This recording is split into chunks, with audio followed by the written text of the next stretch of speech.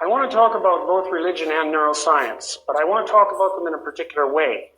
Now, it seems to me that the dialogue between two disciplines is only fruitful if it's mutually revelatory, which means that there's no point in studying religion from the perspective of neuroscience unless it can tell you something about neuroscience that you wouldn't otherwise learn. And equally, there's no point in talking about religion from the perspective of neuroscience if neuroscience can't tell you anything you didn't know about religion. Now, what I'm hoping to do today is to offer you a theory that's unified in a number of particular ways. It's scientific in that it adheres to the tenets of objective rationality. I'm not going to tell you anything today that I think will force you to extend your capacity for belief beyond what would be required to formulate your day-to-day beliefs. But I also want to present a theory that's integrally moral in its orientation, and that's something that segregates it from standard objective theories, which virtually by principle have little to say about patterns of action or morality in the world. All right, so that means that the total theory that I present has to be meaningfully descriptive as objective science and moral in the same manner as mythology and religion. Okay. I also want to introduce you to the real title of my talk, which I suppose is an analog of the title I showed you, although it may not seem so at first glance. And I think it's a particularly appropriate title given the nature of this conference, and it should be sufficiently radical to annoy both the neuroscientists and any among you who have particular religious predispositions. It's a neuropsychologically predicated model of why you might be Christ.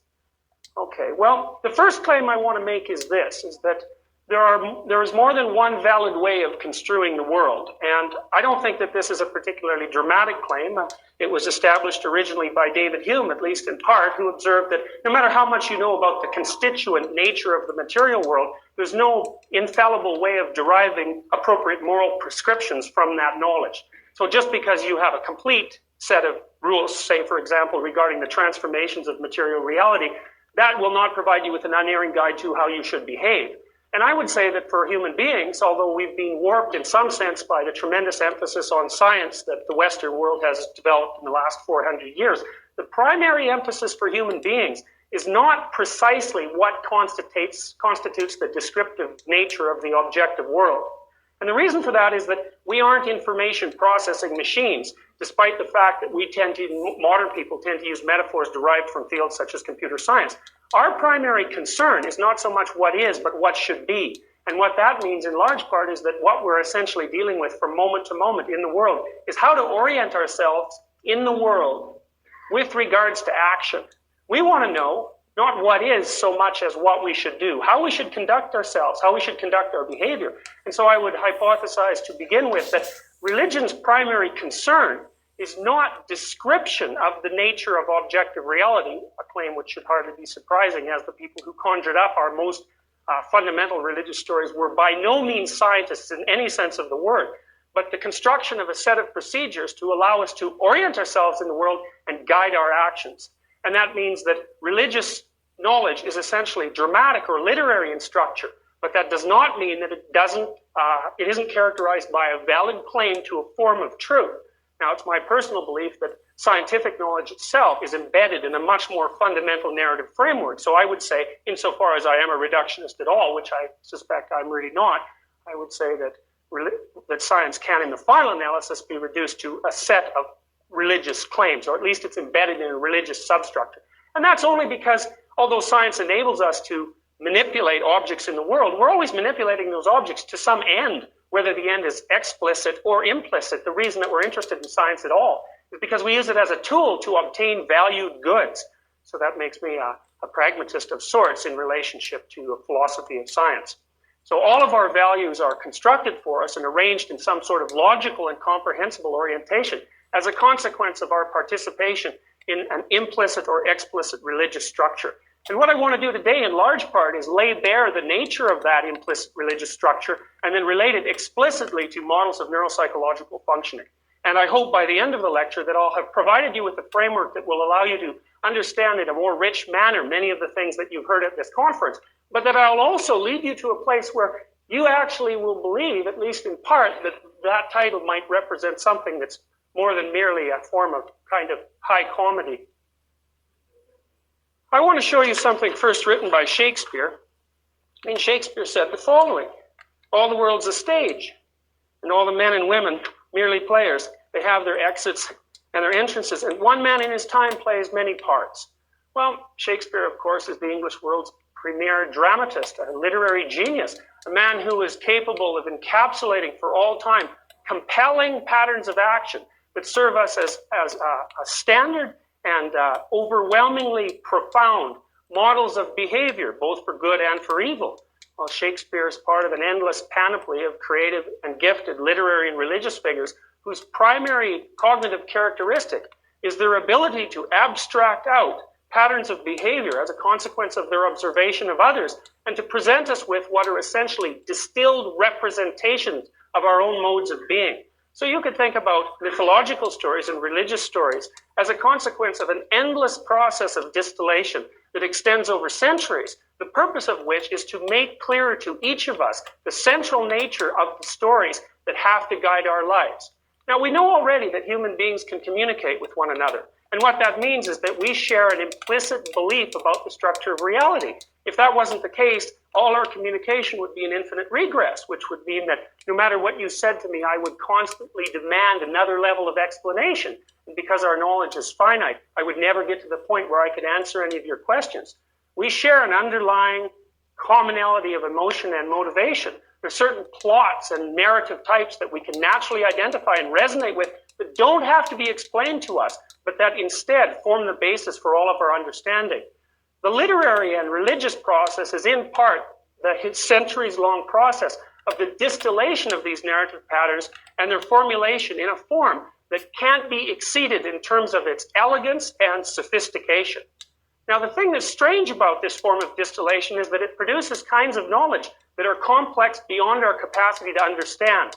Now, you might think, well, how is it that we can generate forms of knowledge that we can't understand? Well, we do this all the time. Take the example of children.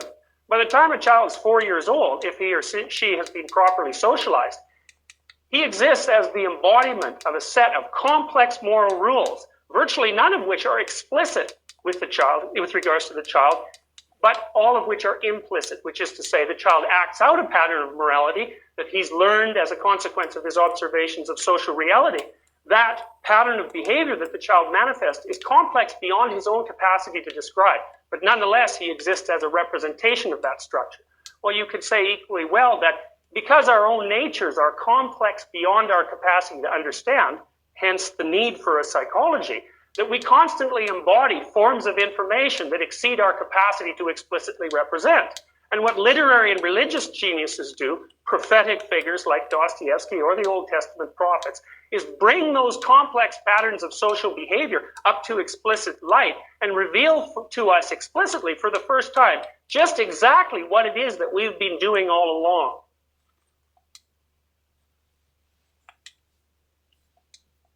There's no necessary conflict between religion and science, as far as I'm concerned. The conflict arises as a consequence of a kind of philosophical misapprehension on two sides. The philosophical misapprehension on the part of the religious individual, particularly with regards to fundamentalists, is the notion that religious stories, cosmologies for example, are in some light in the same philosophical class as scientific theories about the origins of the material world. Well, the people, as I said before, who constructed these stories weren't scientists in any sense of the word. They existed long before the scientific methodology was formalized. They didn't have the measurement tools necessary to make the kind of claims that scientists make, and they didn't have the philosophical orientation to do such to begin with. Well, so the religious fundamentalist errs in identifying his set of beliefs with the same class of beliefs as science. The scientist errs by presuming that the religious theory is a form of pre-scientific pseudo-superstition that was supplanted by current higher-order knowledge. Well, as long as you understand that religious stories are concerned with the description of appropriate patterns of action, as Shakespeare is alluding to, then you can understand the essential distinction between the two modes of thought.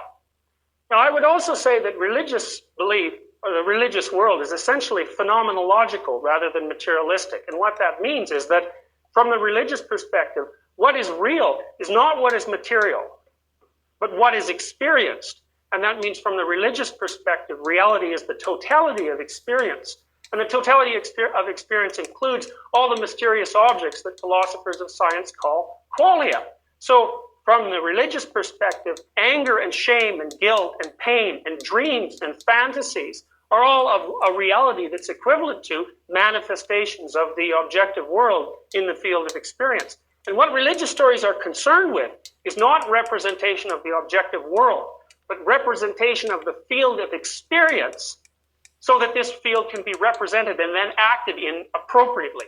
And appropriately means subject to certain preconditions, like the sustenance of life and the ability of individuals to group together in harmonious social organizations, and the possibility for a world that's characterized both by order, security, and predictability, but also by sufficient flexibility to remain adapted in the face of constant change. Lao Tzu, in the Tao Te Ching, described the essential structure of experience from the religious perspective.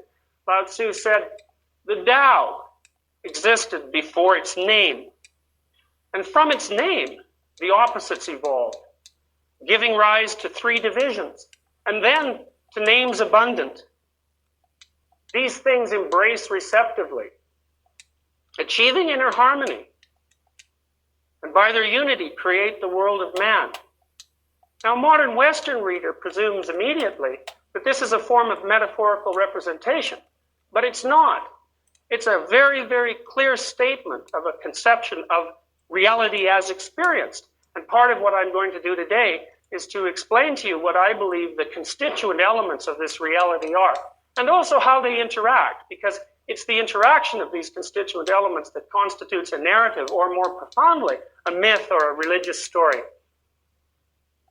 From its name, the opposites evolved, giving rise to three divisions.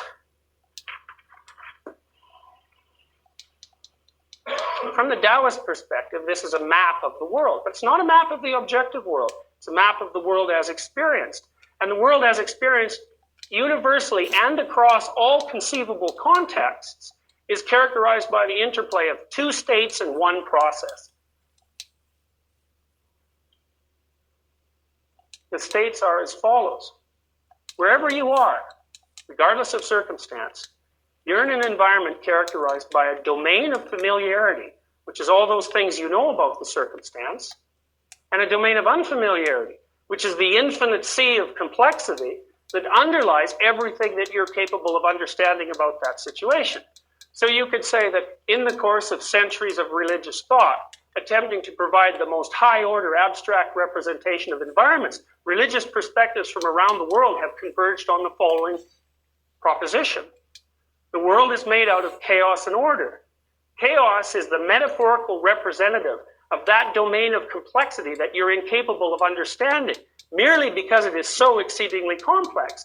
And so you could say, for example, that a person that you know intimately, from your perspective, is a constant interplay of chaos and order.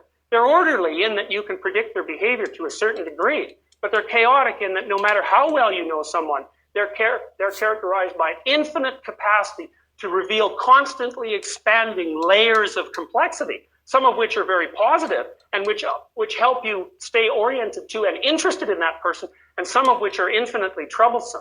And you can say the same thing about any circumstance that you encounter in the natural world. And I can give you a very quick example of that.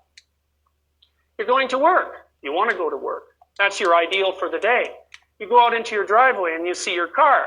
You think your car is a material object, but it's not. It's a process and a function. And it's defined as a car not because of the constituent elements that compose it from a materialistic perspective, but because it performs a certain function, which is its ability to transport you from a place that you don't want to be to a place that you want to be. And the reason that you can apprehend this complex object as a car is because under optimal circumstances, it performs that role seamlessly. So you get into your car and you put the key in the ignition and you turn the key, and instead of the comfortable purr that you expect, you hear a terrible mechanical grinding and the engine shudders to a halt. And what you think for a moment is that you're sitting in a car, but the truth of the matter is that you're not sitting in a car at all. What you're sitting in is an object whose underlying and heretofore invisible complexity has just manifested itself as a disruption in your plans. And if you continue to act as if what you're sitting in is a car, you will not get to work, and you will be in for a very frustrating ride. Now you think about it this way. You don't understand that car at all, unless you happen to be a very advanced mechanic. It's only a car, which is a simple object of apprehension, insofar as it performs its function flawlessly. As soon as that function is disrupted by the emergence of chaos, the car has to be considered as an extraordinarily complex array of constituent elements, any of which might have failed to produce the unfortunate turn of events that is preventing you from going to work. Well, you know, all of you, and everything I tell you today is going to be a form of platonic memory. You all know that wherever you go, you're skating on thin ice, which is to say that you've constructed up a functional adaptive representation of a very complex environment. And under the best of conditions, that complex representation retains its functionality. But because you're vulnerable and you're mortal, and because your knowledge is by necessity finite, the terrible underworld of complexity can reveal itself in all its potential and splendor at any given moment. Chaos and order. Two broad metaphorical domains. The Taoists are very, very sophisticated. They believe that Tao, which is equivalent to meaning, at least in certain translations, is the combined interaction of chaos and order, and that the most meaningful element in any environmental circumstance is the boundary between the two domains. Well, what does that mean? Well, when you're talking to someone, you want them to say things you understand. That's the orderly domain. But you also want them to say things you don't understand, because otherwise there's no point in talking to them. But you don't want them to say things that are too incomprehensible, because then there's no point in talking to them. And what you want them to do is walk the thin line between chaos and order. And not only that, you want to see them dramatize that walk while they're talking to you. And if they do that, then you'll find their actions compelling in a remarkable way and intrinsically meaningful. And that's what it means to have a conversation that's worthwhile. And you can say that the person who you're conversing with or listening to is in consequence existing, at least for that moment, in a state that's characterized by the harmonious interplay between chaos and order, and that they're embodying a kind of process, and that process is the mediation between what's understood and familiar and known and what still remains to be revealed. You think about it this way. You watch an extraordinarily sophisticated gymnast. This is someone who's practiced the discipline perhaps for 15 years, 4 or 5 hours a day. They're absolutely stellar with regards to their own physical control. But they go through the routine in a kind of rote manner. And you get the sense of technical perfection, but nothing else. And you clap and you think, well, that was a remarkable performance, but you don't give it 9.9 out of 10. By contrast, you see another gymnast who steps out onto the stage, and you can tell by the very mode of their action that they're standing right on the edge of catastrophe, that they're unbelievably disciplined, but they're also tremendously courageous, and every single movement they make puts them right on the edge of the abyss, and everyone in the crowd is incredibly captivated by the performance because they dramatically embody the interaction between disciplined order and chaos. And not only is that a brilliant performance from the physical perspective, but it's a brilliant performance from the metaphysical perspective, because at least for the moment, they're dramatically embodying the aspect of the world of consciousness that constantly extracts order from chaos. Well, what exactly does chaos consist of? Well, I think for that answer to that question, we're going to turn to an old cartoon from the 70s, written by a man who smoked way too much marijuana. And this is a cartoon derived from a head comic called The Fabulous Furry Freak Brothers, and one of the Freak Brothers has a cat. And this is a city cat, and I don't know how many of you have cats, but you know they hate to move. They don't like to be moved, they like their house.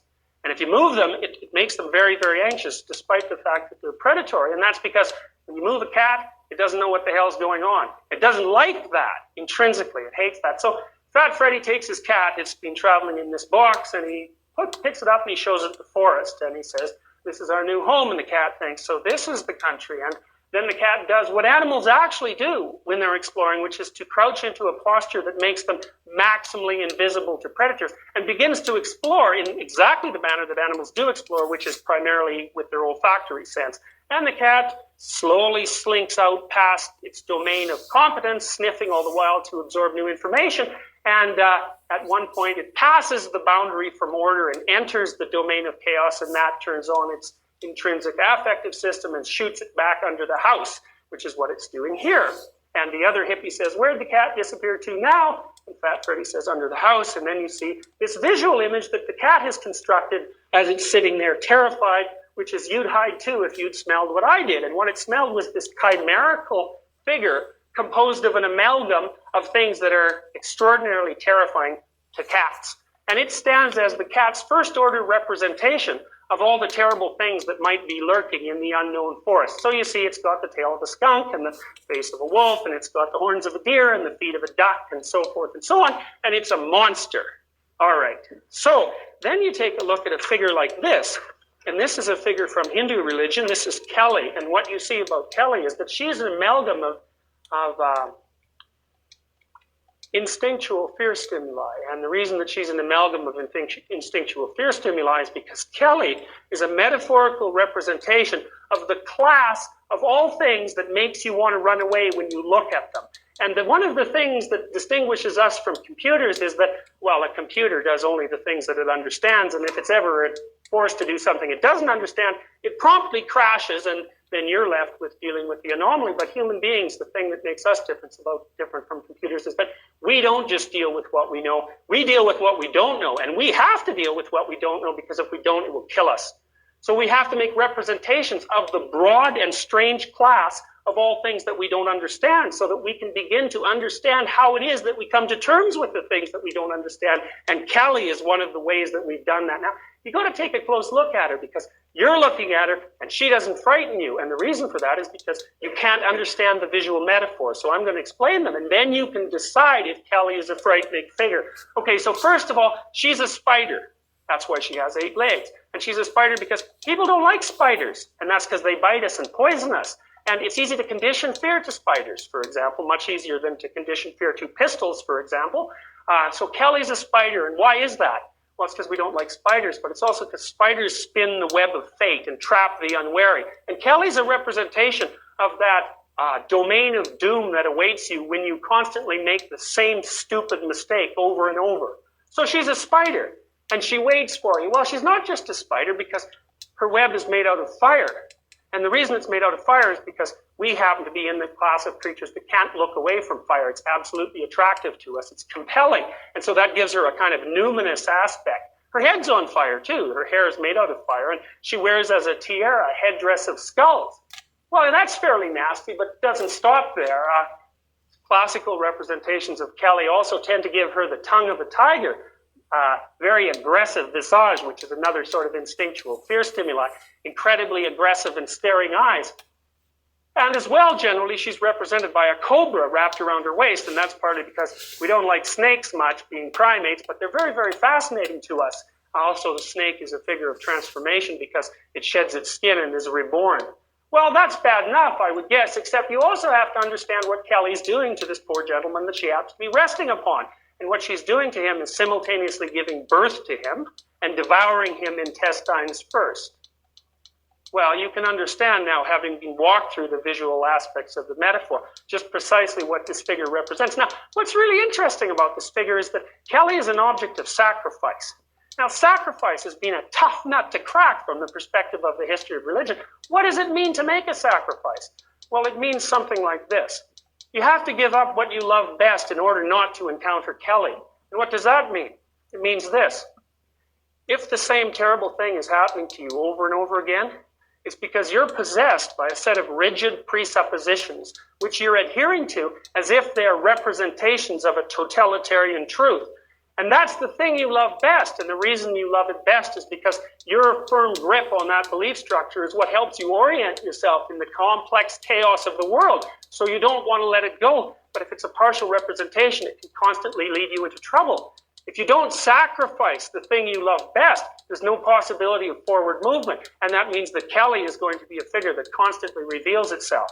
If you do undergo the appropriate sacrificial rituals, removing those obstacles to your growth that you yourself have placed in your path, you have the option of turning the terrible destructive aspect of chaos into its benevolent counterpart, which is, of course, the purpose of sacrificial rituals. This is Diana, not Kelly, not Hindu, but Greek and Roman, but she stands as the class of feminine figures representing chaos, the benevolent aspect, multi-breasted, benevolent. Well, why?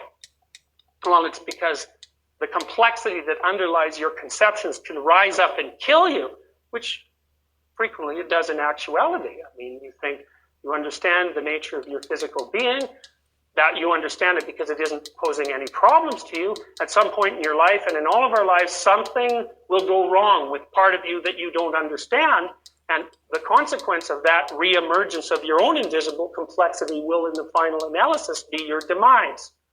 That's the negative aspect of the complexity that underlies things. The positive aspect is the fact that all those things you don't understand compel you forward and allow you to extract out new information from the world. So you always want to be balanced on the edge between order and chaos, because if you can move into the unknown with a certain degree of certainty and courage, you can constantly extract enough revelatory information so that you can build yourself into a sufficiently complex being to deal with the complexity of life. If you're sufficiently humble and willing to eradicate your erroneous presuppositions as you march forward into the future, you have the constant possibility of transforming the complexity that Kelly represents into the complexity that this figure of Diana represents. All right, so that's the unknown nature. That might be one metaphor. This is the known. This is Gary Larson, The Far Side. Gary Larson's a pretty funny cartoonist. Here's this guy. He's telling ghost stories to these kind of ugly little sort of Cub Scouts. And he says, and then the frantic whirring blades of the electric motor cause a sudden reversal of the airflow, and whoosh, that's how a vacuum cleaner works. Ha ha ha ha.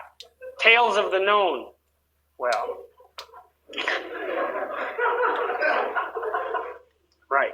Well, no one tells jokes about the known because there's nothing funny about the known, right? There's nothing unexpected about it. You're not going to make the hair stand up on the back of these little chubby gentlemen by telling them about how a vacuum cleaner works. You want to tell them a story about some metaphorical equivalent to Kelly, and that will be sufficient to ensure that their dreams will be haunted by the appropriate kind of nightmares. What is the known?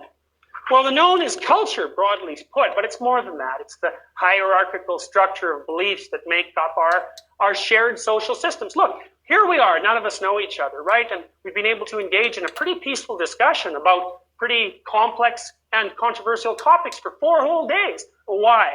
Well, it's because we share an entire substrata of a priori beliefs about how behavior should be conducted. And we don't violate those in the presence of others. We all act out a certain kind of role. That's why we wear ties. That's why we wear suits. It's a signal to the rest of the primates that we're basically in the same tribe, and the probability that you'll get bitten if you interact with me is virtually zero. So you can treat me essentially as an object that's known. And what you want from me is just enough new information so that you're interested but not terrified. And the game we play is the constant exchange of just enough chaos to remain interesting. Assume that we're not totalitarian to the point of utter boredom. And in that manner, we manage to tolerate the presence of all these complex others and to benefit from the mutual interaction. The known. Well, you could construe the known as the wise king. And the wise king is that implicit figure that constitutes a personification of the body of laws that guide our behavior towards predictability. Well, what's the problem with the wise king? Well, the problem with the wise king is that he frequently turns into a tyrant. And a tyrant is someone who says, like Milton's Satan, that everything that's currently known is all that needs to be known, and that there's no room whatsoever in this world for any bits of troublesome chaos, including those that happen to reside in the breasts of troublesome and creative others. So the totalitarian attempts to eradicate novelty wherever he sees it, to help bolster his belief that he knows absolutely everything that's worth knowing, and to ensure that the world remains in an absolutely predictable and regular course. Well, of course, the world can't remain in an absolutely predictable and regular course because it's really, really complicated, and it changes just like a river. And if you try to presume that the river is a photograph of the river, well, you can be bloody sure that you'll drown, because rivers rise up from time to time and cover those who aren't sufficiently wary to understand that everything is constant and necessarily constant, but by the same token, everything necessarily changes. Well, the prototypical tyrant is, of course, the man who devours his own son, and what that means is that he's a pathological representation of the master of the apprentice. Well, A good master produces a student who's extraordinarily disciplined, as in the case of the gymnast that I described earlier, but a good master does something more than that. The purpose of a master, which is the appropriate king, is to produce a son who's mastered everything the king knows, and yet who still is capable of embodying the kind of creative and exploratory spirit that can transcend that disciplinary order and update it when it becomes necessary to update it because things constantly change.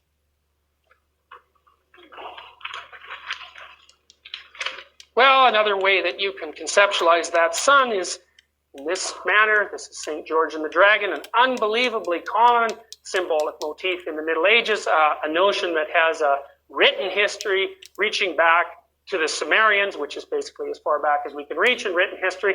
And what does St. George do? Well, St. George is a class of martial hero, and this is basically his story. The kingdom is threatened by the reemergence of forces once conquered. Its structure is threatened. A courageous individual goes beyond the boundaries of what's currently established and known and faces the unknown in single combat, defeating it. As a consequence of its defeat, the treasure that the dragon hoards is granted to the hero, who brings it back in the form, well, in this particular case of a virgin princess, brings it back to the general community and updates the structure. Classic hero story. The hero is fostered by the community, leaves its boundaries, goes into the unknown, represented by the dragon. Represented by the dragon, by the way, because a dragon is a combination of metaphors of matter, which is why it's a snake, and metaphors of spirit, which is why it's a bird. It's a symbolic representation of Tao, Tao being the place from which spirit and matter is extracted in the course of exploratory activity, which is only to say that. When you encounter something unknown, you explore it. As a consequence of your exploratory ability, you conjure up the world on the one hand, and I don't mean that metaphorically, and you conjure up your own personality structure on the other hand, and I don't mean that metaphorically. And you could consider yourself a miner of information from this particular perspective, and you could consider this essential substrate of being not as material, but as something more like latent information. So then your constituent elements of the world start to look something like this, and this is a 14th century Christian representation, and what you basically see here is the figure of Mary. This is only the positive constituent elements of the world. Mary representing the constant benevolent and generative aspect of experience. God the Father, in this peculiar representation, shown as subordinate in a way to Mary, which is very peculiar from a Christian perspective, but very logical from a psychological perspective. God the Father representing the benevolent aspect of social order, and Christ as a representation of the individual who's spanning the gap constantly between order and chaos, and embodying what Christians describe as logos, which is the creative word, which is, by the way, according to Genesis, the process that extracts out the orderly and habitable world from the underlying chaos. And you can look at that graphically like this, and you can say, this is what experience is, and this is what our stories are about. Our stories are about the chaotic world that makes up everything that we don't understand, parsed into those things that are creative and those things that are destructive.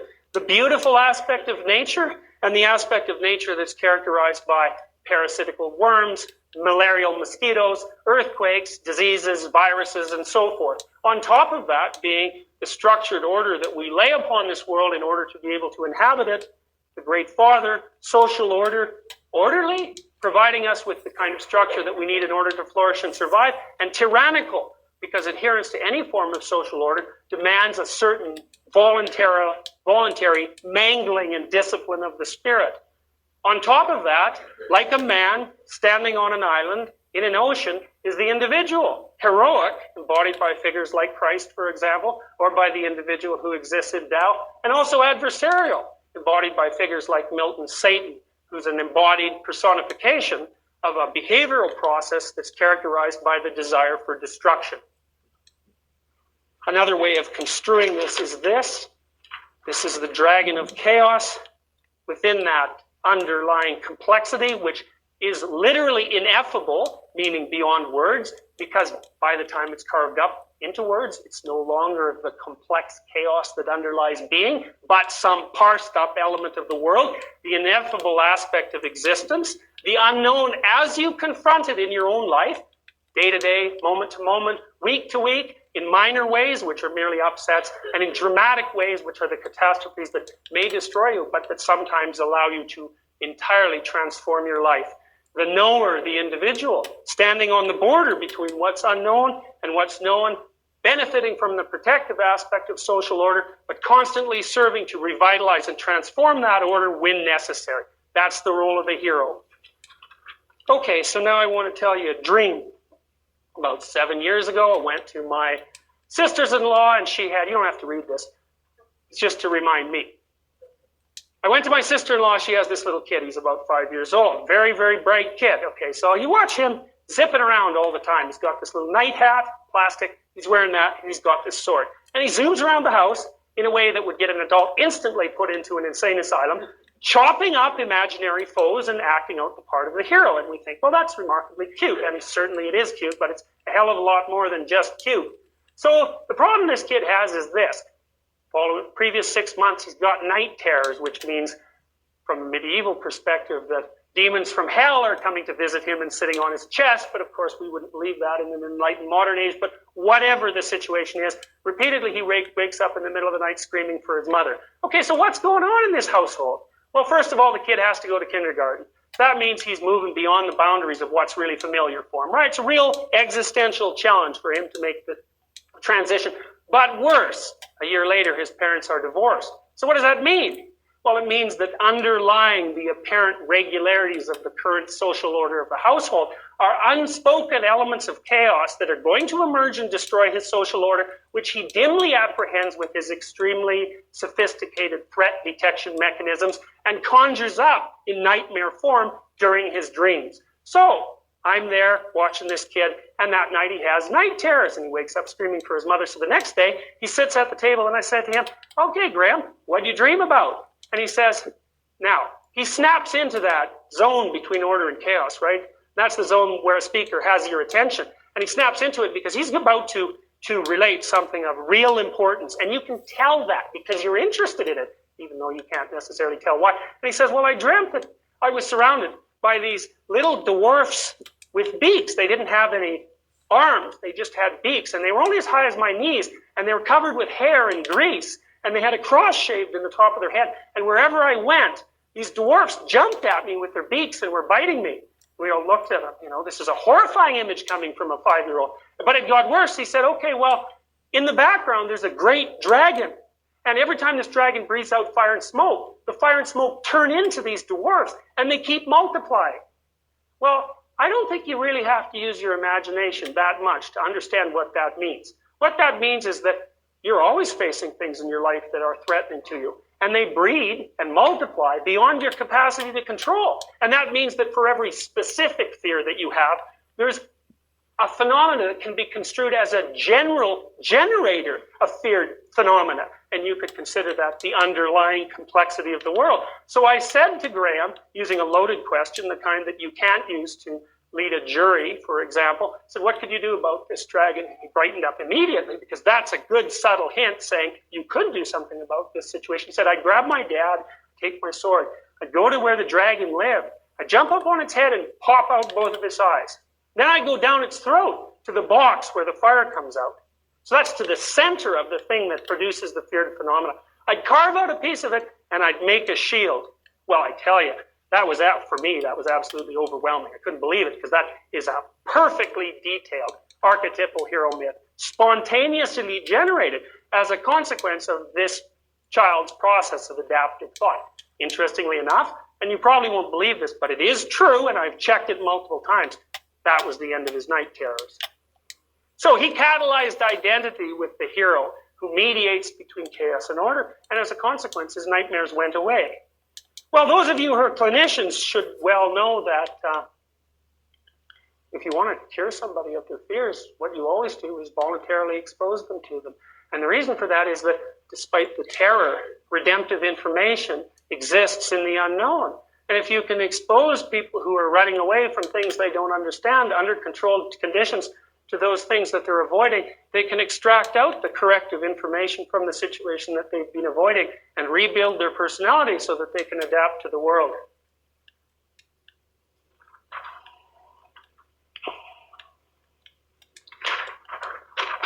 But this is a story.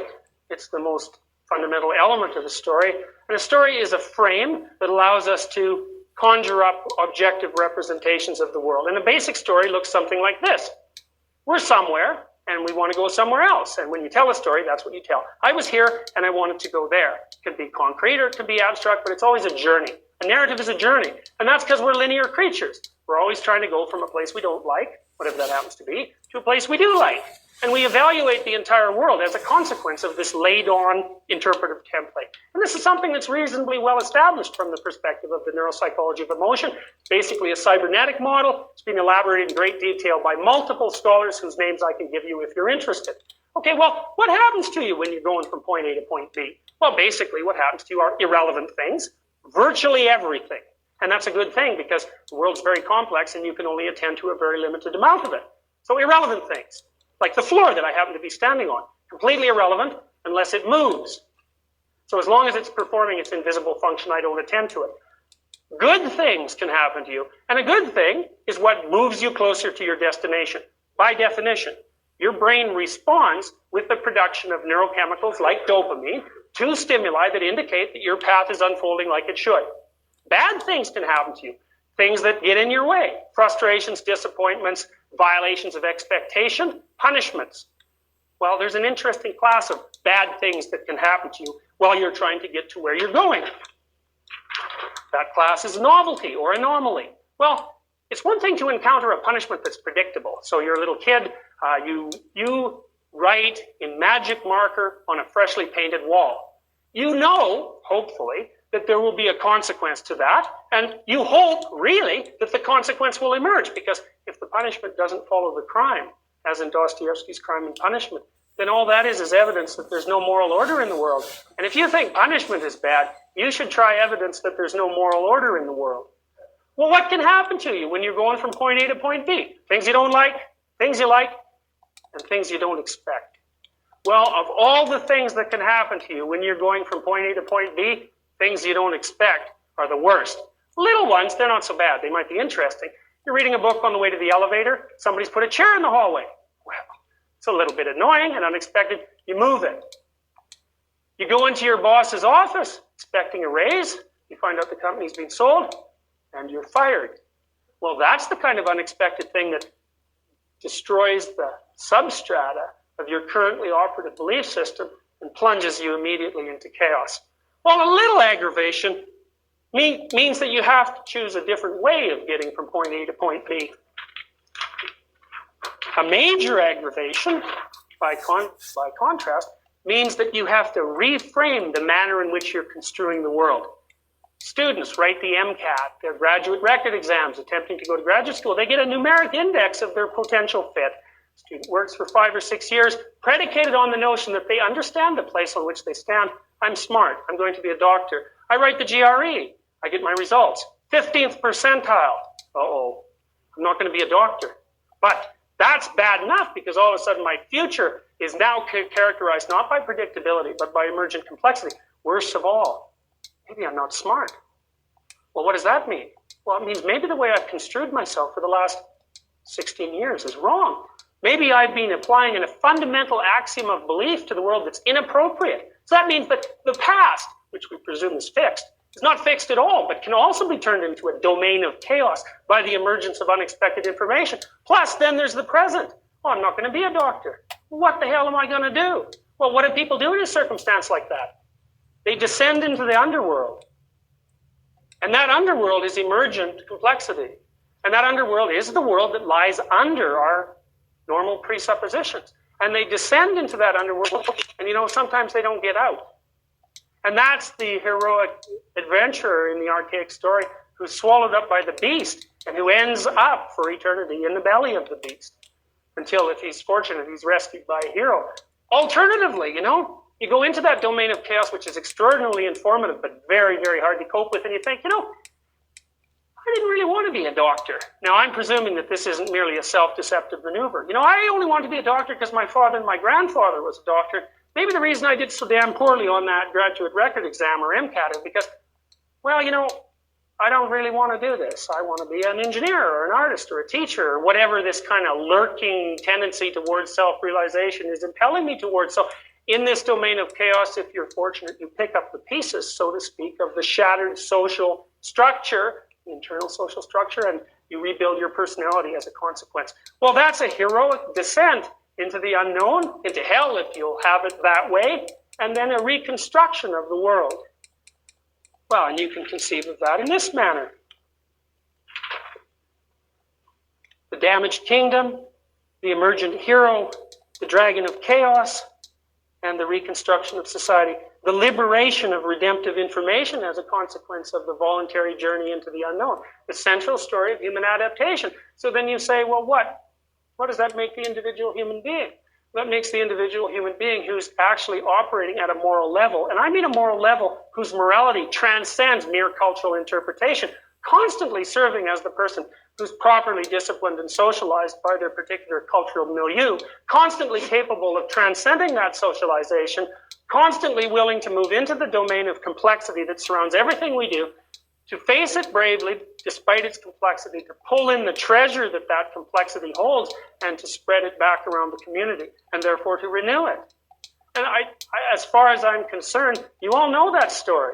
And the reason you know it is not necessarily because you know it explicitly, but because every damn thing you've ever read, its narrative and structure, literary, religious, or mythological, has that fundamental grammatical substructure, which is striving, so to speak, to reveal itself constantly so that you can embody it in action. And perhaps now, because we're sufficiently cognitively sophisticated to understand the grammar of our behavior, possibly explicitly, so that we can realize what it means to embody the force that constantly pulls order out of chaos. Or alternatively, and not infrequently, to transform pathological order into chaos in the case of the social revolutionary, and then to recast the world as a consequence of that.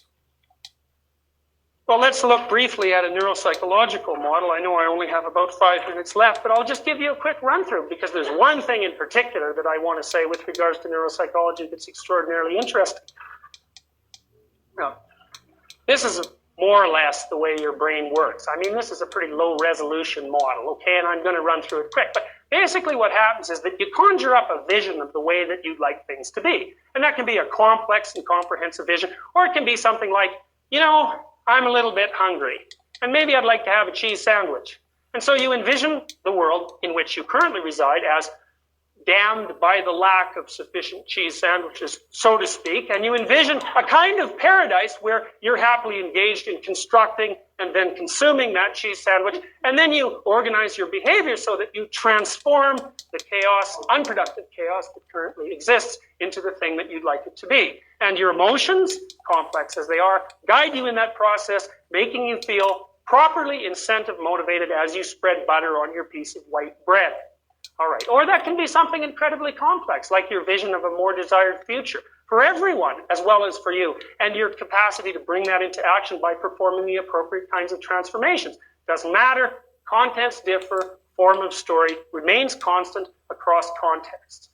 Your prefrontal cortex conjures up the vision of the future. Your sensory cortex analyzes those aspects of the world that you presume are relevant to your current task. A very minor subset of the total world because the world's too complex for you to comprehend. You build up a provisional plan and engage it in action.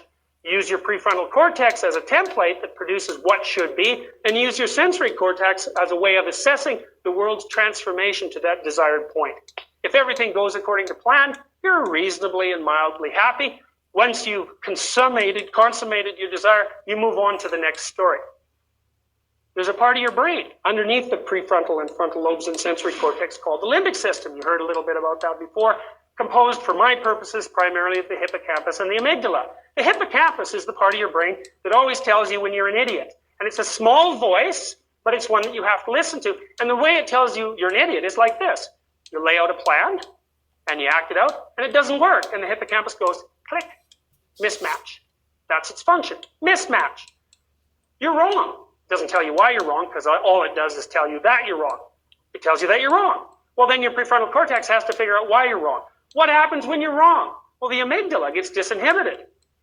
And what the amygdala does is say, oh, you're wrong. You don't know where you are. Since you don't know where you are, you might get hurt. Since you might get hurt, you better be afraid. So as soon as you're wrong, you're afraid. Well, then you can run away. But then if you encounter the situation again, you're just as big an idiot as you were before. Well, so then what do? Well, this is an existential paradox. You advance courageously towards the source of your error with proper humility and with the willing to make appropriate sacrifices, and you gain information as a consequence. Reconstruct your mode of interpretation and move towards your desired future. The amygdala, I said, is disinhibited. Why is that? Well, because the brain is set up in a really interesting way. Here's how it's set up. Its default position is terror and awe. And you can think about that as a manifestation of Rudolf Otto's revelation of the numinous. If you don't understand it, it's ineffable. You can't put it into words. And it's awe-inspiring, terrifying, and unbelievably compelling, as it should be, because it is a manifestation of the underlying complexity of the world, which offers you everything that there is potentially to offer, including the threat of violent and painful death. Well, you're in awe before that. Okay, next thing. This is really, really fascinating, I think. Joseph Ledoux, behaviorist. So he probably wouldn't agree with many of the things I'm going to say, but I don't care that much about that. I'm adjoining his model with a complex cybernetic model, and it's more appropriate. It's a more appropriate interpretation. Your emotions orient you when you don't know what the hell you're doing. Well, something has to. You don't know what you're doing, so it can't be your cognitions, right?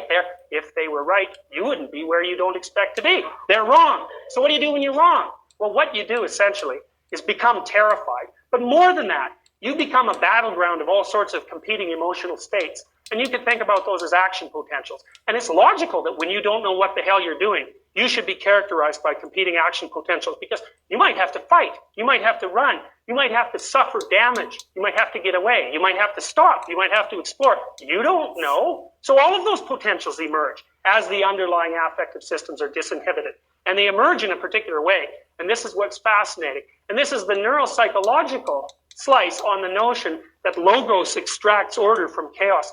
The first thing that happens is that thalamic input goes to the amygdala. That's pretty cool, because there's only a couple of neuronal connections between the thalamus and the amygdala, so it's fast, 25 milliseconds. You're walking down the road, something moves in the bush beside you. You snap up in the air. You turn and you look at the thing, and you think, snake. Well, you're in the air. So what the hell's going on?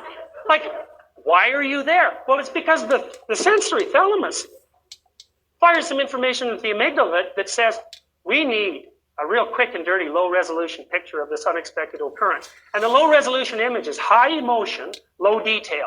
And the details are the sorts of things that I showed you with regards to Kelly. These underlying emotional systems are looking for danger. Motion, bared teeth, snakes, spiders, blood, dismembered bodies, etc., etc. They see any of those? Bang, you're in the air. You orient, then you use these higher order processing systems. Whack, one by one, in a temporal progression that might be as slow as a second or as long as months. Months being, if you encounter something really traumatic, takes you maybe your whole life to figure out what the hell it meant. And that means it takes you your whole life to actually construct a realistic memory of the event. Whatever. It takes you at least a second to think snake. And it only takes a snake 25 milliseconds to bite your leg. So if you're sitting around thinking snake, you're dead. So basically what happens is the brain constructs up a picture of the unexpected that looks like this. Chaos. And what's chaos? It's the pluripotentiality of everything. Then, affect. Low-resolution stimulus images.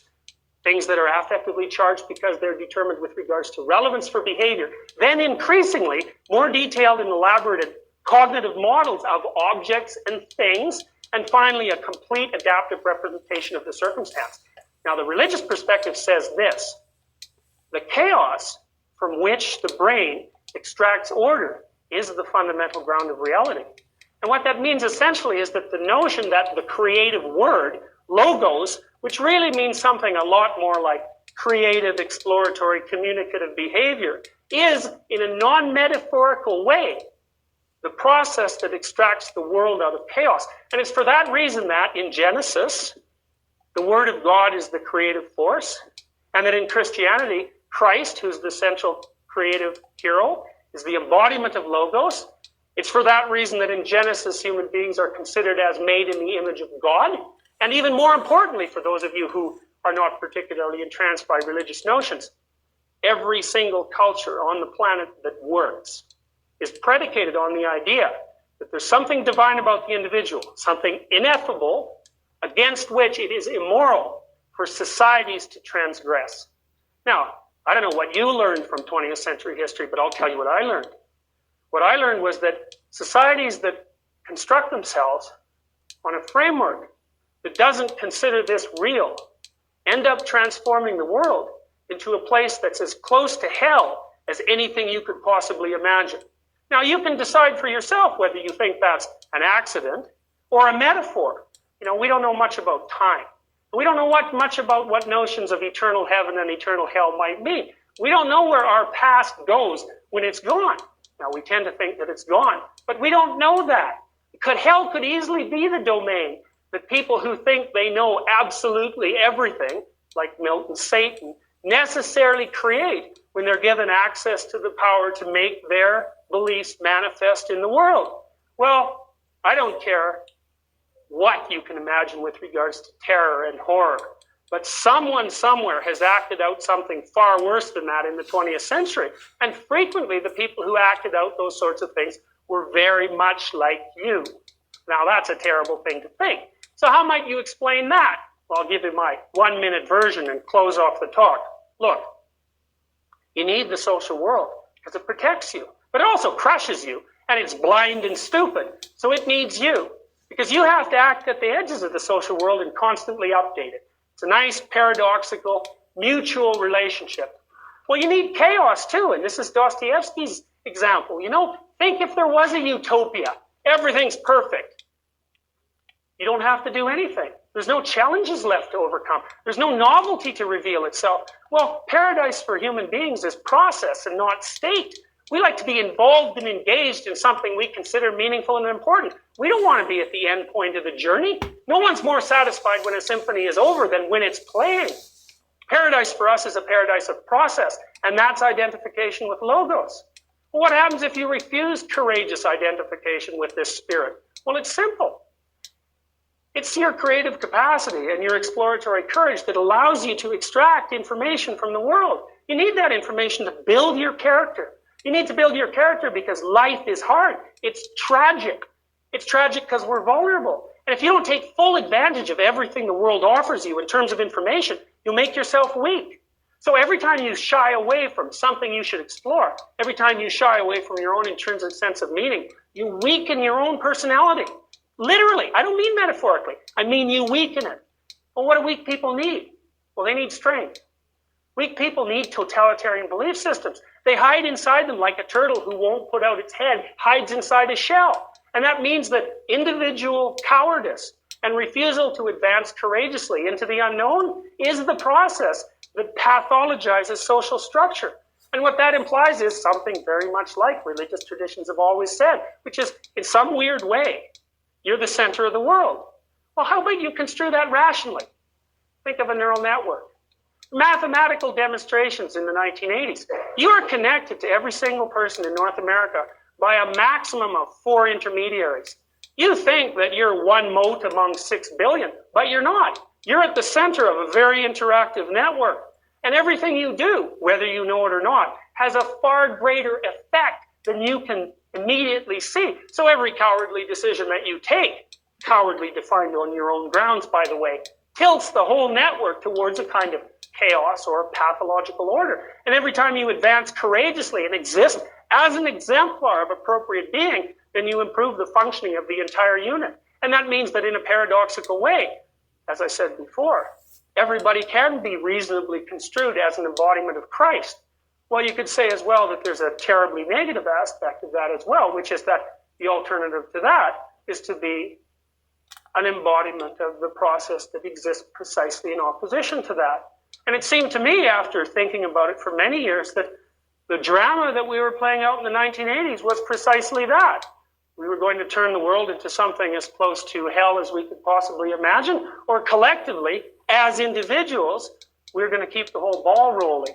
and allow existence to continue to reveal itself despite its tragic nature as a consequence of participating voluntarily in this creative and courageous process. That's all I have to say.